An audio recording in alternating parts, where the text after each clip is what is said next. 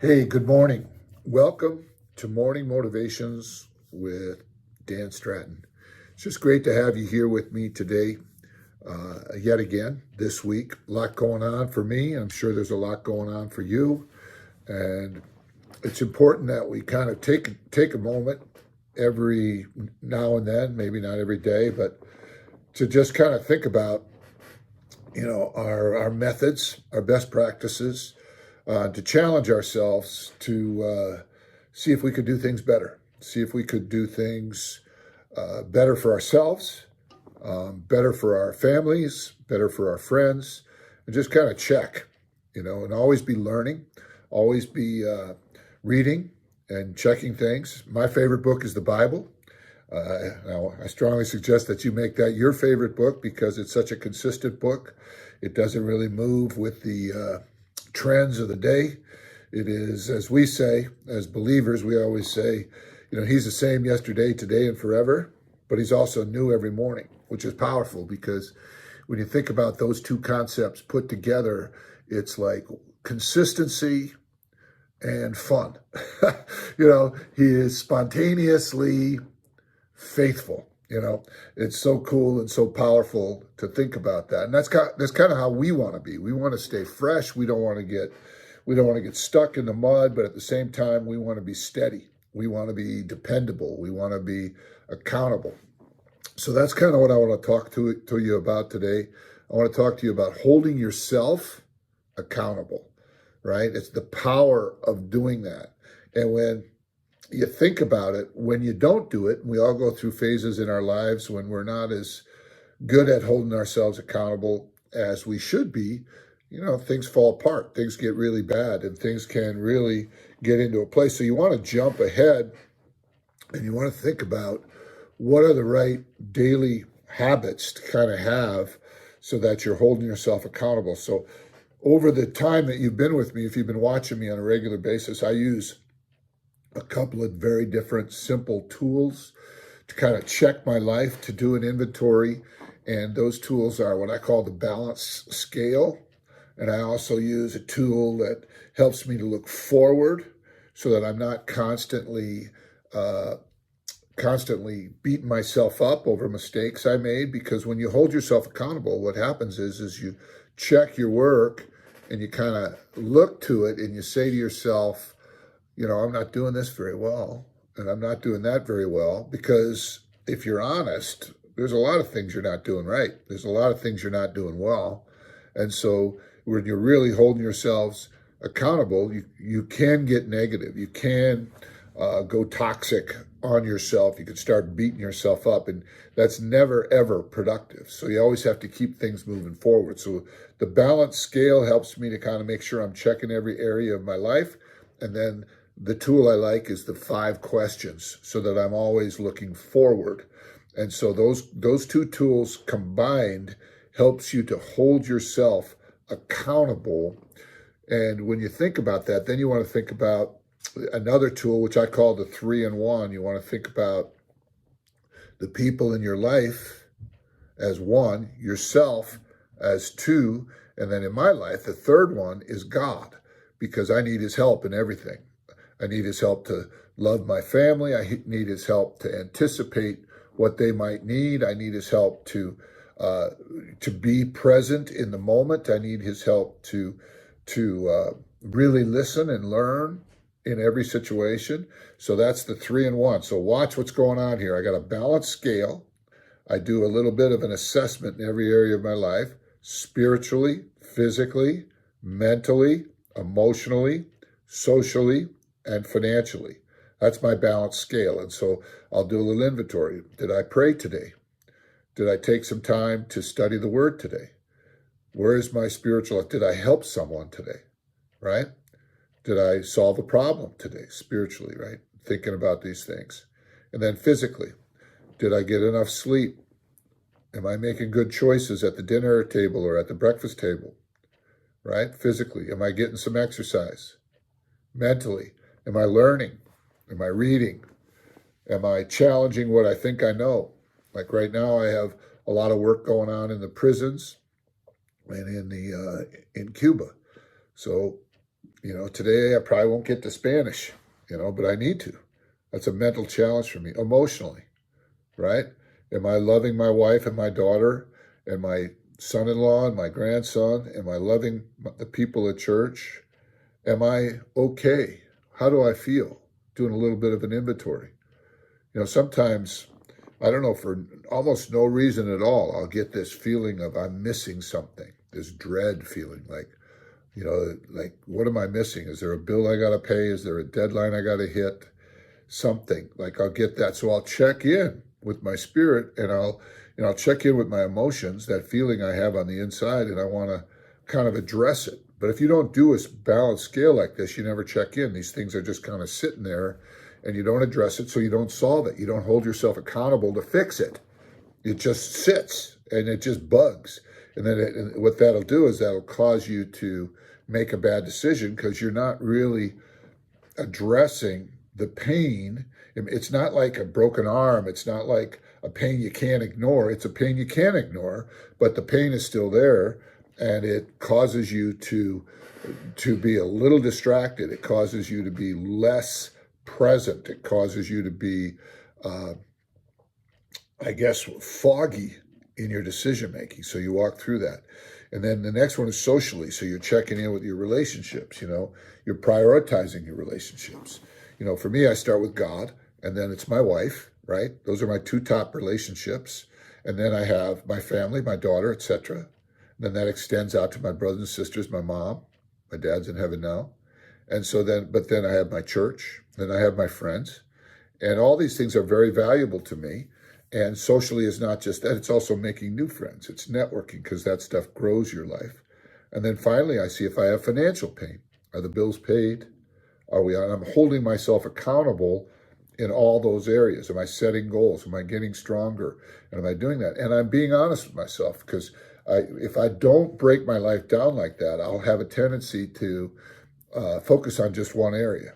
Like I've been trying to lose weight for forever. Like I always tell people, I've lost 4,000 pounds because I've lost 40 pounds 100 times, and I can never get through that barrier. And I'm almost right up against that barrier again. And I need to break through to get to the next 40 I need to lose. Right. So there's areas, it's the same thing with the Spanish. I've been in Cuba for 8 years and I still don't speak Spanish. So I'm holding myself accountable, and those things, and I know you have things in your life like that, right? Things that you should do, but you're not getting to them. And so a lot of times, like I was talking to my wife yesterday about some things, she was really helping me. She was helping me with some things I have to do for my health. She was helping me with things that come in the mail that I generally don't pay attention. She's really very Johnny on the spot. And because she knows in some areas, because I'm busy, I have weaknesses. And so I can procrastinate. I can put things off. And so I just said to her, that's an item you can't procrastinate on. You can't put it off. You got to take it. You got to take care of it right now. And just once it's taken care of, it's in the rearview mirror. It's done, right? So that's where you do. And then you come over spiritual goals, physical goals, mental goals, emotional goals, social goals, and financial goals. And I just talked about my wife. It's important that the people in your life that you love and care about, that you hold close and that you hold dear, you got to allow them to help you to hold yourself accountable. It's not easy. I'm not good at it. I'm really not good at it. I'm an oldest son. I've been a leader most of my life. And so I'm not good at it. So I'm telling you what you need to do, even though I stink at it. I don't really take coaching as well as I give it, which is really kind of a hard thing to admit, maybe. I'm teachable. I was always a teachable athlete, a teachable singer, actor, things like that. I'm teachable, but in some ways, I'm not that coachable. It's kind of a weird kind of a differentiation, and my wife points it out all the time. She says, you're not really listening here, you're not listening to make the adjustment, right? And so I say this to you because you want to have people in your life that will help you to hold yourself accountable. It's really key, because what will happen is you'll find over time, if you're resistant to help, and you're resistant to other people holding you accountable, then all of a sudden you'll find yourself in a vacuum where nobody's helping you. Nobody's making suggestions. And that will put you in a place where you have blind spots. It's really scary. You don't want to be there. You want to have people who care about you enough and who feel comfortable enough to just say, hey, bud, you could do this better. You could do this better, right?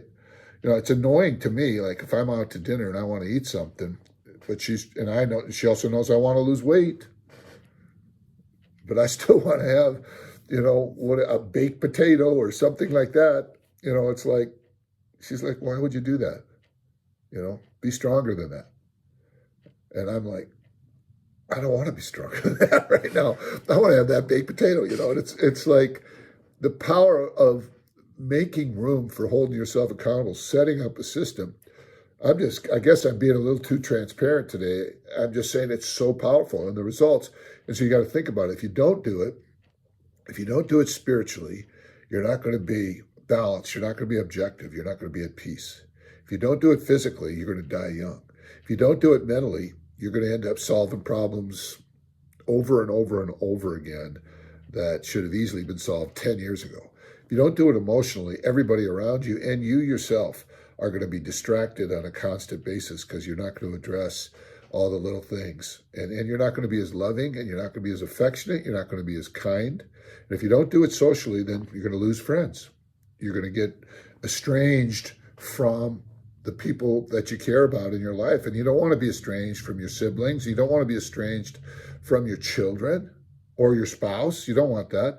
And then if you don't do it financially, at some point, the money will just slide all over the place and it won't be where you need it to be when you need it to be there. So there you go.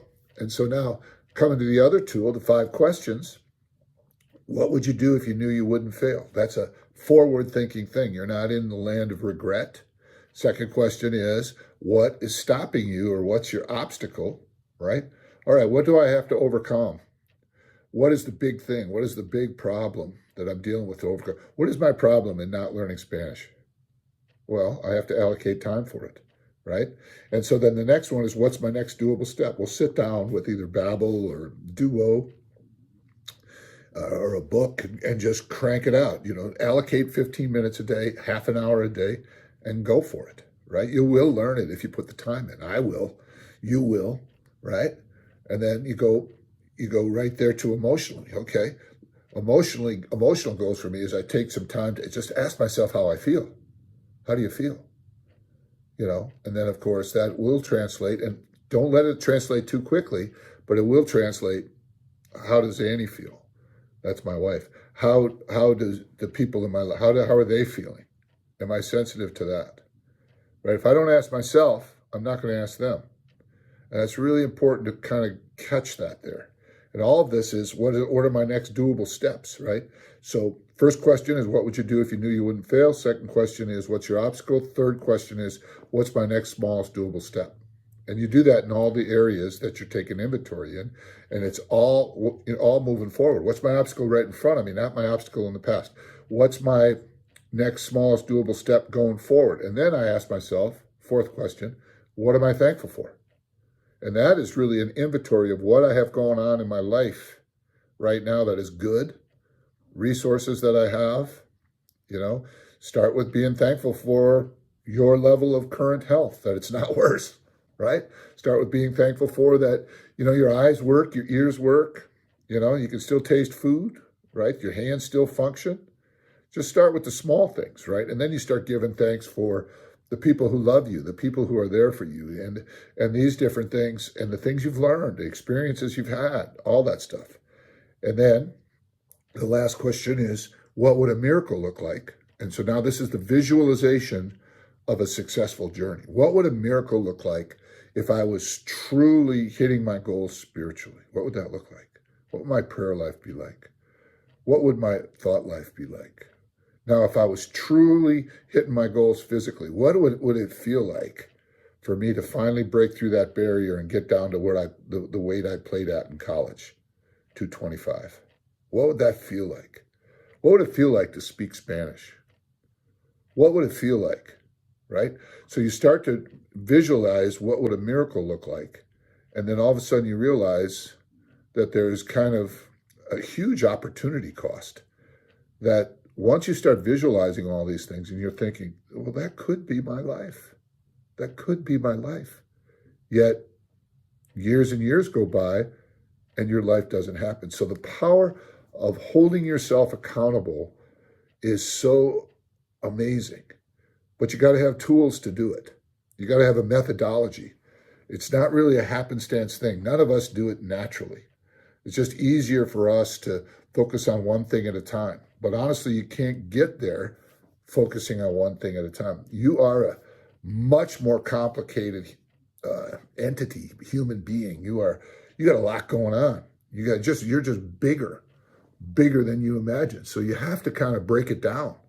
You have to break it down into different areas. You have to think about it in different areas, and you got to take the time to do it. And so when I teach people, all sorts of things, the Bible says, love your neighbor, love your friend, love your enemy even. Well, how do I do that? What is that? How do I love? What is that? So let's break it down. Loving is listening. Loving is learning about the other person. Loving is learning about yourself. Loving is trusting. Loving is respecting. Loving is forgiving. There's just a lot of ways to break it down. And if you don't break it down, then you just live your whole life on assumptions, and you end up ignoring different aspects of development in your life that really hurt you. And you don't really think about the ramifications going forward because you don't take time to think about it. So I hope you got something out of this today. I'd love to hear your comments. I'd love to hear what you're thinking about, maybe your responses, criticisms. I don't care. It's all good. We can go back and forth. You think I'm off base on something? I'd be happy to hear that. Be happy to hear that. So I look forward to next week, and I look forward to getting to know you, and love to meet you someday. All right. Have a good day. Thanks for joining us at Morning Motivations with Dan Stratton.